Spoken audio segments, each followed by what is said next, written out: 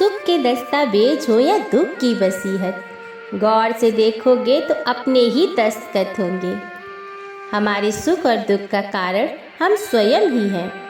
मानव अपने जीवन का निर्माण और विनाश खुद करता है। हमारे भाग्य का निर्माण हमारे चरित्र से होता है और चरित्र का निर्माण हमारी आदतों से।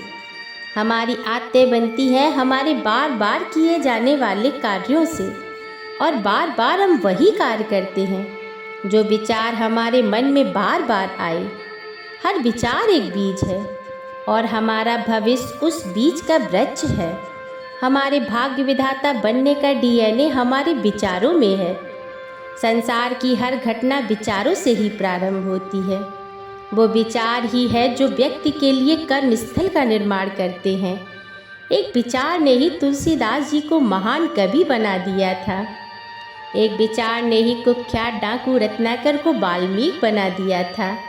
वो विचार ही हैं जो अच्छे व्यक्ति को बुरा और बुरे व्यक्ति को अच्छा बना देने की क्षमता रखता है। विचार एक बीज है और कर्म उसके फूल, और इन फूलों पर जो फल लगते हैं वो है सुख और दुख। इसलिए हर बीज का चुनाव सोच समझकर करें। अपने विचारों पर ध्यान दें, क्योंकि जो आपके भीतर चल रहा होगा वही बाहर प्रकट होगा। क्योंकि यही सत्य है कि इंसान की बाहरी दुनिया का निर्माण उसके भीतर की दुनिया से होता है। यदि आपके विचार अच्छे और शुभ होंगे तो आप खुशियों की फसल काटोगे, और नकारात्मक और बुरे विचार आपको सदैव दुख से भर देंगे। आकर्षण का नियम ये मुख्य रूप से विचारों का नियम है, जो कहता है कि आप जिस चीज़ के बारे में सोचते हैं, विचार करते हैं, विश्वास करते हैं, अपने मन में बार बार जिस चीज़ को होते हुए देखते हैं, वही आपके जीवन में प्रकट होता है। एक विचार आया था राइट ब्रदर्स के मन में, और उन्होंने आकाश में पक्षियों की तरह उड़ने का साधन खोज लिया। एक विचार ही था जो कोपरनिकस के मन में आया था, और उन्होंने खोज कर डाली कि ब्रह्मांड के केंद्र में सूर्य है, पृथ्वी नहीं। एक विचार ही था जो एडिसन के मन में आया था और दुनिया जगमगाने लगी।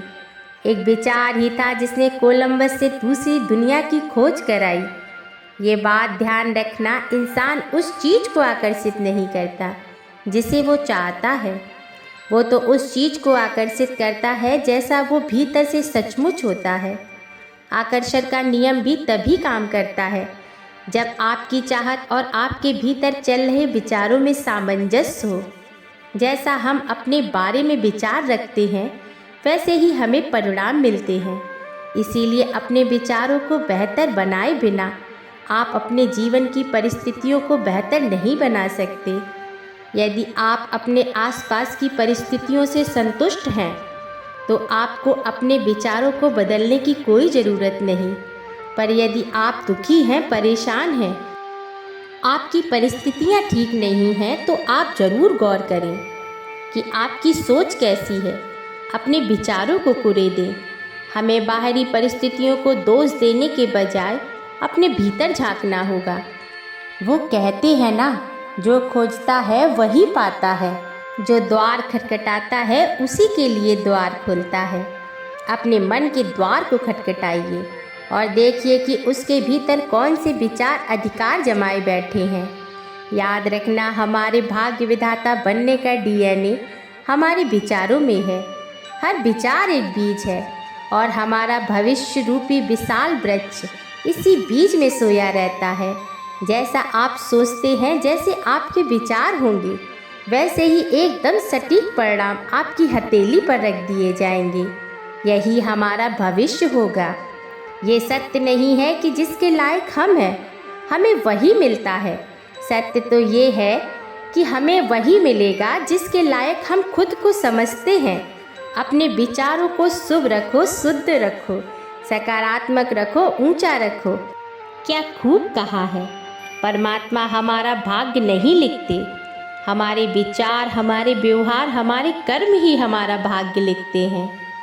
फिर मिलेंगे दोस्तों अगली वीडियो के साथ। तब तक अपना ख्याल रखना और अपनों का भी ख्याल रखना।